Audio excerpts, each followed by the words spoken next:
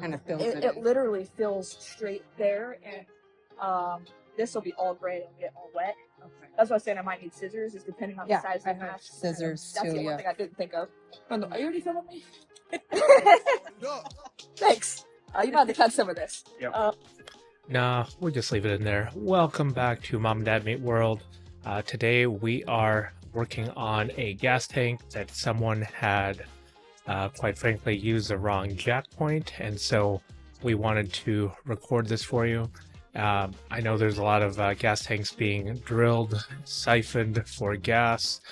This won't help with the siphoning part, but if somebody has punctured your gas tank to pilfer your gas, or if you just had your jack fall down on it like this one did, this is a video for you. Thank you very much, and please like and subscribe if you enjoy this. Alrighty. So today we are going to do a tank repair on my cousin's 2005 Lexus. Unfortunately, there was some damage to the gas tank on a tire change repair by someone, not us. And the car wasn't on jacks, so the scissor jack fell, punctured the gas tank. And we're going to use JB Weld's tank weld, which has fiberglass and like a resin putty that you heat, which I'll show you guys more. But we found this stuff, this is what the back of the box looks like, at O'Reilly's Auto Parts. It's also sold on Amazon. And it's better than the putties because the putties don't adhere. This stuff actually sets and works for aluminum, metal, plastic, water tanks, oil pans. We've used it on my dad's 93 Ford Ranger when someone filled his gas tank this summer to steal his gas. So I know it works really well. We are going to have to get the old epoxy off. My cousin's partner did try to putty it, which it says it's supposed to work, but it still leaks, so it didn't work. But I have found this stuff to be really helpful, so stay tuned for our progress. We are going to use 3x4 jacks to get this car properly jacked up. A jack stand, as you can see here. I will be wearing safety goggles because I want to get the car in stand, as well as a mask. So those are my safety pieces of equipment, and I'm going to have gloves on, not just because of working with dirty stuff, but because it's chemical, and you want gloves. So here is a short video of all the tools we used again today. As a recap, we have the scissors that you might need to cut your patch to size, clean rags in order to clean the fuel pins you're going to be working on, a jack stand, a jack, sandpaper, rubbing alcohol, and last but not least, we used the JB Weld tank weld system. And I used 3 of those kits for this because it was on a seam and it was a large question of piece of damage to the fuel tank. So my cousin, I already pulled this down, but I want to show you guys what we did. Is he used the JB Weld putty, and he tried to fix it, and I just pulled it out by hand. So this one piece is with the epoxy putty that's supposed to bond to your fuel tank. That obviously did not work because it came out by hand by barely pulling it.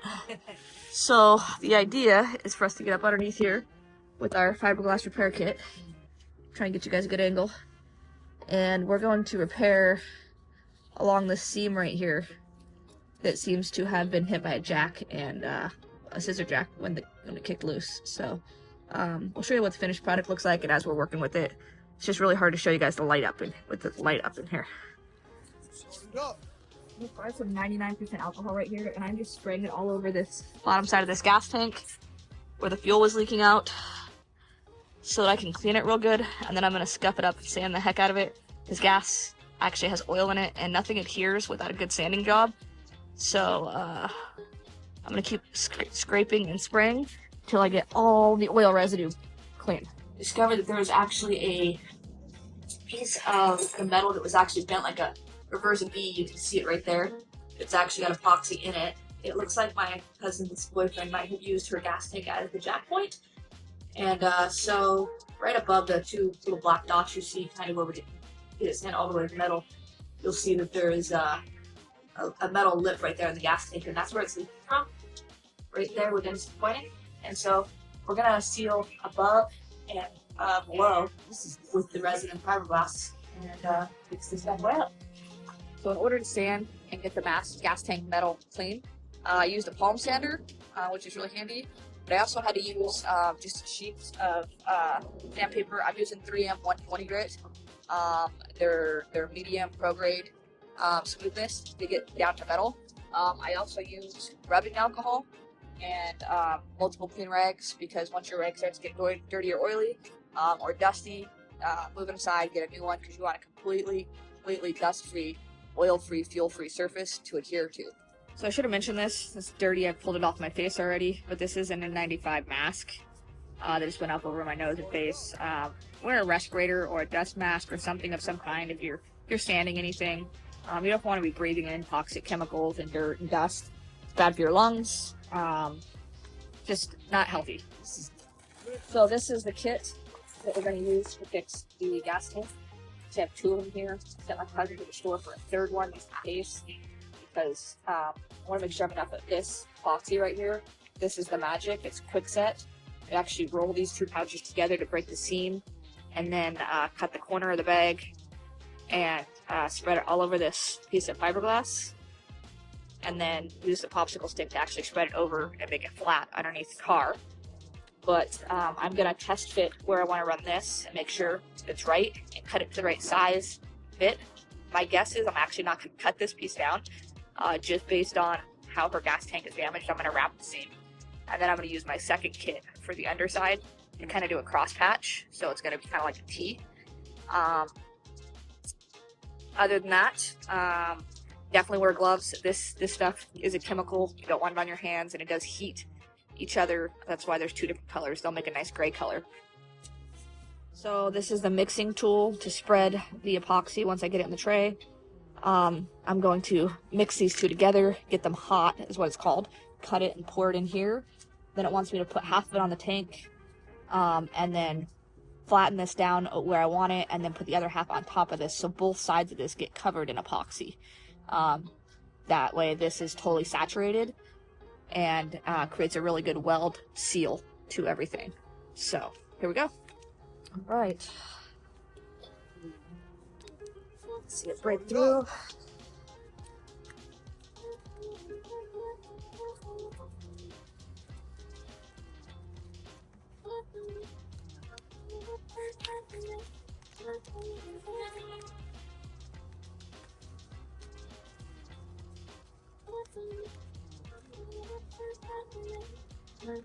To not get any of this mixed, don't want to not get it hot. You won't even notice how quick it gets hot, but it is actually really pretty quick. So now it's got a tear pouch across the top. See how it's actually mixed pretty well.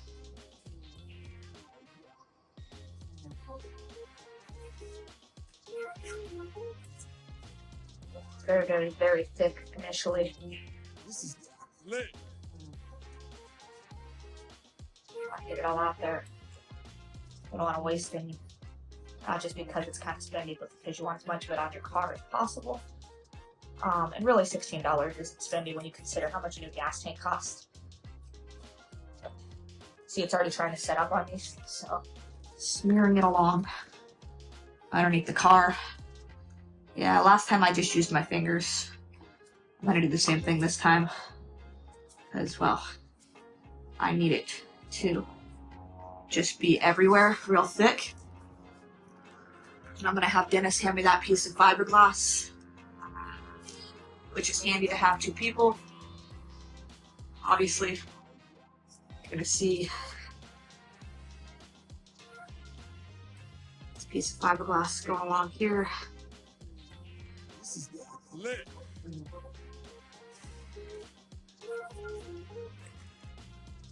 Toothpick is supposed to, or the popsicle stick is supposed to make this really smooth and nice and clean. The reality is you're working with a chemical reaction on a timed amount of time. You don't get a lot of pretty. I'm not worried about pretty, I'm worried about functional. I want my gas tank sealed, no more fuel leaks. You shouldn't really see any white left in your fiberglass once you've got it fully covered. You should want a nice, flat, smooth surface. So there is my first piece of epoxy down and finished. A little messier for the wear, but we're gonna change gloves and do one more piece.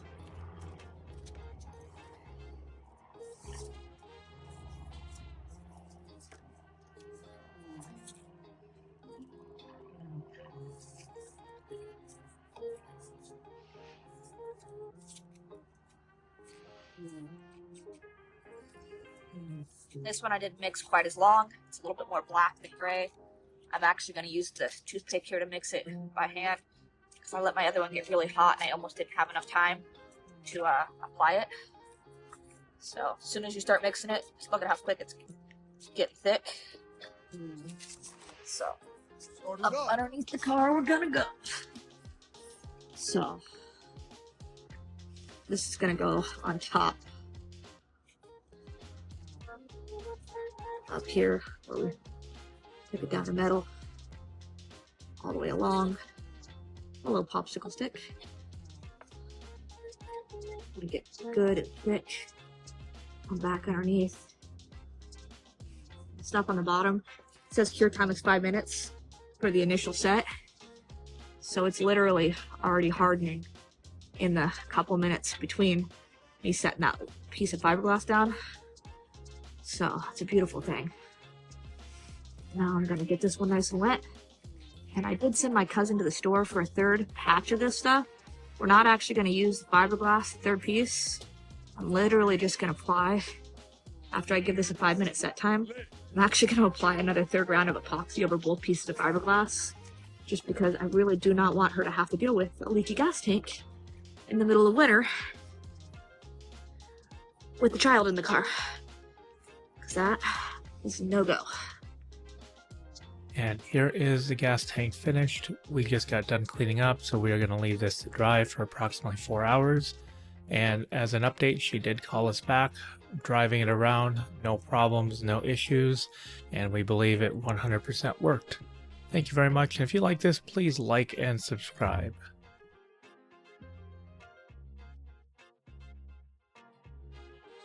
Start it up.